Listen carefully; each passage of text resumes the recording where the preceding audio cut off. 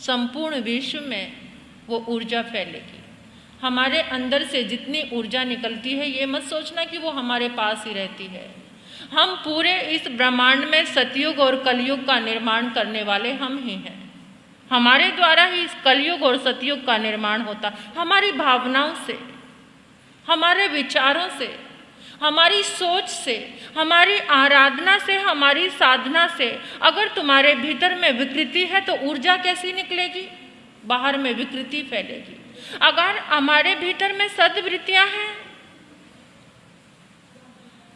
तो हमारे भीतर में ऊर्जा कैसी आएगी? सद्वृत्तियों की हमारे भीतर तो आएगी, लेकिन बाहर भी ऊर्जा कैसी जाएगी? आज हमें ये शांति कथा का आचमन करते करते प्रार्थना करनी है उन मूक जीवों के लिए। और देखिए, जैन समाज तो कितना सजग हो गया। मुझे गर्व होता है जिन शासन पर, मुझे गर्व होता है जैन समाज पर। अहमदाबाद में, गुजरात में कितने लोग आज ऐसे हैं जिन्होंने उन मूक जीवों को अभयदान दिया, खरीद लिया सारे बकरों को 10-10 लाख रुपए दे करके, 1-1 करोड़ रुपया लगा करके। जितने बकरे हैं उनको नजर आए सब बकरों को उन्होंने खरीद लिया और उनको अभयदान दिया, मरने से बचाया। कितना जयवंत है ये जिन शासन। नमन करती हूँ मैं उन लोगों को, वंदन करती हूँ मैं उन लोगों को जिनकी भावनाएं जीवों को बचाने के लिए ऐसी है। आपने गौशालाएं बहुत सुनी होंगी, देखी होंगी। हर इंसान का एक एम रहता है कि मैं गौशाला खुलवाऊं, लेकिन जो बकराशाला खुलवा दे, जो बकराशाला खुलवा दे, जान तो सबके भीतर में एक जैसी है ना, प्राण तो वही 10 प्राण हैं सबके भीतर में। पूज्य श्री रूपचंद जी महाराज साहब, मधुकर मिश्री जी महाराज साहब, उन्होंने बकराशाला खुलवाई। और क्या करते थे? बकरे के कान में एक मुद्रा पहना देते थे, एक कुंडल पहना देते थे और उसको देते थे अमर बकरे का नाम। यानी उस बकरे को कोई भी मार नहीं सकता, उस बकरे के प्राणों को कोई लूट नहीं सकता। उसको अभयदान मिल गया, वो अमर हो गया। कितने गजब की बात है, कितने कमाल की बात है। जब मैंने उनके जीवन को पढ़ा और ये बात देखी कि आज तक गौशालाएं सबने खुलाई लेकिन बकराशाला किसी ने भी। मेरा ये जिन शासन, मेरा ये महावीर का पंथ कितना गजब का है, कितना निराला है, कितना अद्भुत है। जहां जहां बुच्चड़ खाने हैं, जहां जहां बकरे ये जीव मारे जाते हैं, प्रकृति तो इंतजार में रहती है कि तुम जो मुझे दोगे मैं लौटकर तुम्हारे पास ही भेजूंगी। इंसान से बहुत ज्यादा ईमानदार है ये प्रकृति। इंसान तो किसी की दी हुई चीज को हड़प लेता है, मार लेता है, बेईमानी कर लेता है, लेकिन ये नेचर इतनी अच्छी है, जो तुम देते हो तुम्हें लौटकर पहुंचाती है, तुम्हारे पास रिटर्न करती है। आपने सुना होगा सहारा के रेगिस्तान, सुना है?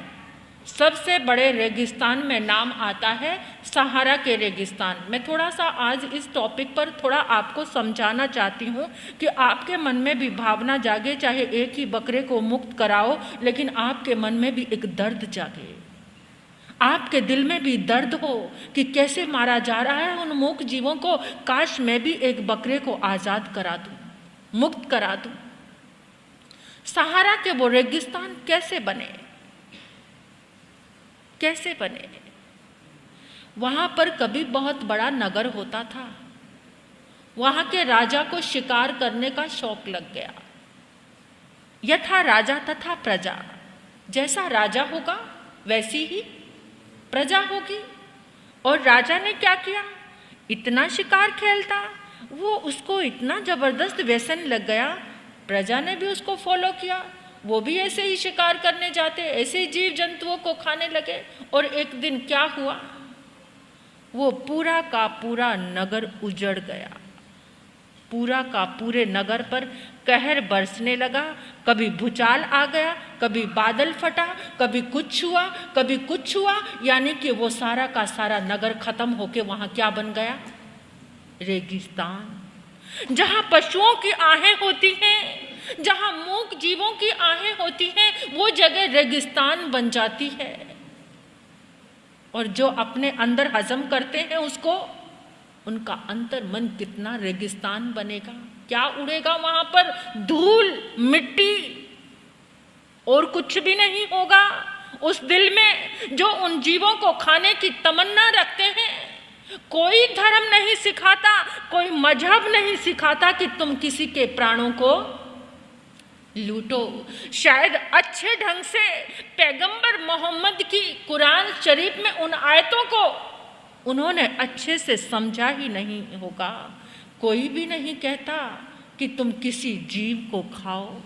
प्रकृति ने और बहुत कुछ दिया है।